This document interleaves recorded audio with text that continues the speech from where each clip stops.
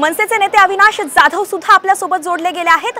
अविनाश जी, बदलापूरमध्ये आपण पाहतोय काय सध्या प्रकरण आहे? 4 वर्षांच्या 2 चिमुकल्या मुलींवरती लैंगिक अत्याचार झाले आहेत।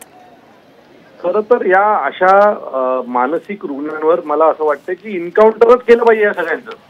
आमच्या एवढीशा लहान मुलींवर हात टाकायची यांना विचार तरी कसा येतो? मला असं वाटतं की अशा सगळ्यांचं इन्काउंटर केलं पाहिजे। खरं तर ही मला वाटतं कायदा सुव्यवस्था हा प्रश्न आहे देशात उरलाय की नाही हा पहिला प्रश्न आहे। आज कोलकाता ज्या पद्धतीने पेटलंय आणि असं पेटलेलं असताना ही लोक हिंमत कशी करू शकतात?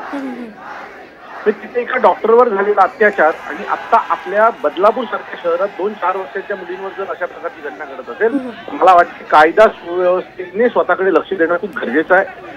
अशी हिंमत ह्याच्या पुढे होऊ नये याच्यासाठी सरकारने पावलं उचलली पाहिजेत। यांच्या ज्या केसेस आहेत त्या फास्ट ट्रॅकवर चालून 1 वर्षाच्या आत या सगळ्यांना फाशीची शिक्षा झाली पाहिजे अशी महाराष्ट्र नवनिर्माण सेनेकडून आमची मागणी आहे।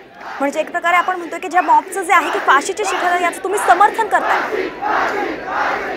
आता 4 वर्षाच्या पुरीला काय वाटलं असेल एकदा विचार करून बघा। आणि अशी मानसिकता जर आपण मोकाट सोडली तर मला असं वाटतं की आपल्या मुली नाही सेफ नाही आहेत। म्हणजे जर हा 4 वर्षाच्या मुलीवर एवढा वाईट विचार करू शकतो तर आपल्याकडनं हजारो मुली रोज शाळेत जातात। याच्यावर कोणी तुटून पडेल? एक मला वाटतं की ह्या देशात एक असं उदाहरण घडवून द्यावं लागेल की आमच्या देशातल्या चिमुकलींवर किंवा कुठल्याही मुलीवर हात टाकताना एखाद्या आरोपीने 100 वेळा विचार करायला पाहिजे।